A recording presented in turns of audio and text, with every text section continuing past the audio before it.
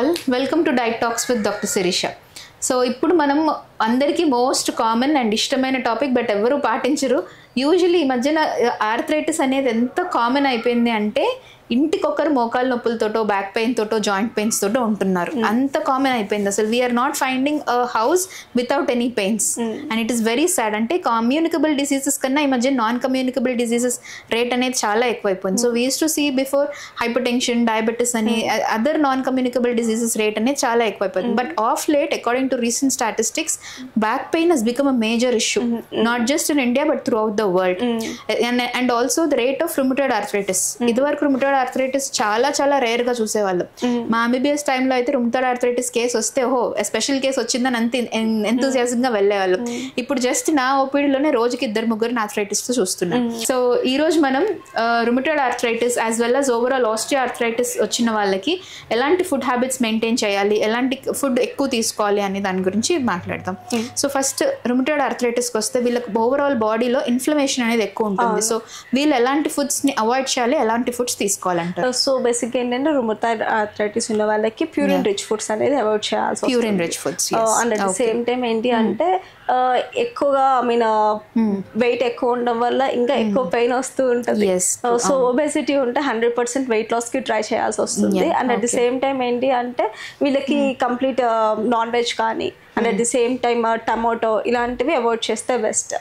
And coming to diet ఎక్కువ include చేసుకోవాల్సినవి వచ్చేసరికి calcium rich foods in general గా చెప్పాలి అంటేనేమో ఉలవలు, నువ్వులు అండ్ మినపప్పు, ఉరద్దాల ఇవి ఎక్కువ any green leafy vegetables rich in calcium ఉంటుంది.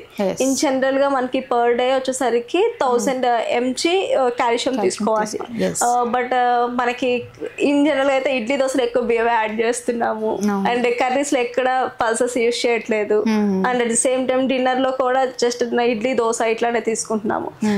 ఎక్కువ రేషియో బ్యాటర్స్ లో కానీ ఎక్కువ బియ్యమే ఉంటుంది కానీ మినపప్పు క్వాంటిటీ తక్కువ ఉంటుంది. సో కాల్షియం 1000 కాదు కదా, ఇప్పుడైతే 200 mg కూడా కాల్షియం తక్కువ తీసుకుంటున్నాము. అందుకనే తక్కువ తీసుకుంటున్నాం. కంపల్సరీ డైట్ లో కాల్షియం రిచ్ అనేది ఇంక్లూడ్ చేసుకోవాల్సి వస్తుంది అండ్ యాంటీ ఇన్ఫ్లమేటరీ తీసుకోవాల్సి ఉంటుంది.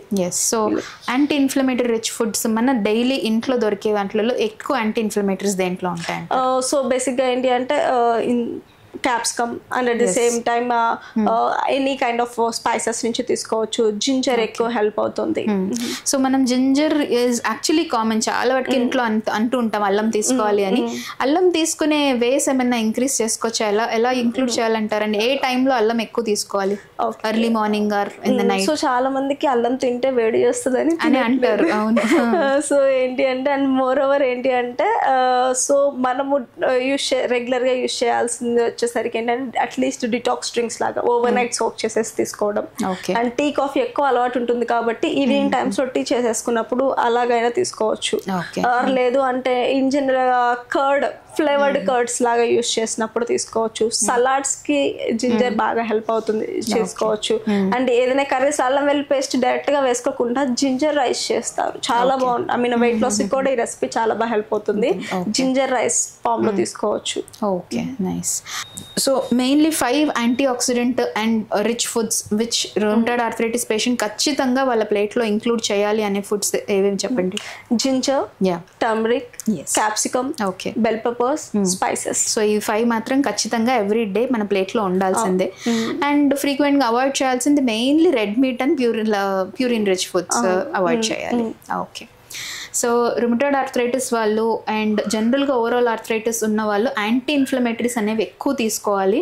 అండ్ డెఫినెట్లీ నార్మల్ పాపులేషన్ కన్నా వీళ్ళు ఒబెసిటీ అండ్ వెయిట్ గెయిన్ అనేది చాలా కాన్షియస్గా ఉండాలి. బికాజ్ ఆల్రెడీ మన జాయింట్ మీద ఓవర్లోడ్ పడుతుంది.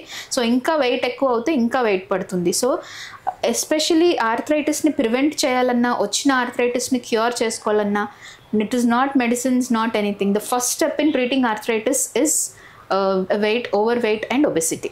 సో ఇది మనం కంట్రోల్లో ఉంటే majority of this can be prevented. And in జనరల్గా ఏంటంటే టర్మరిక్ యూస్ చేస్తారు కదా. సో ఈ టర్మరిక్ ఏంటి అంటే ఇప్పుడు సింథటిక్ టర్మరిక్ దొరుకుతుంది. వీలైనంత వరకు న్యాచురల్ టర్మరిక్ కొమ్ములు ఉంటాయి. సో దాంతో పౌడర్ చేసేసుకొని యూస్ చేయొచ్చు. ప్యాకెట్ దాని వల్ల చాలా మంది వేడి చేస్తుంది, ఎక్కువ ఇంక్లూడ్ చేసుకోమని చెప్పంటారు. But natural source turmeric is very helpful than synthetic one అంటారు. అండ్ గ్రీన్ లీఫీ వెజిటబుల్స్ ఎక్కువ సోర్స్ ఆఫ్ ఐరన్ రిచ్ ఉంటుంది అండ్ కాల్షియం రిచ్ ఉంటుంది. Green leafy vegetables compulsory include చేసుకోవాలి. And all kind of pulses లో ఎక్కువ calcium ఉంటుంది, especially hots gram నుంచి ఎక్కువగా ఉంటుంది.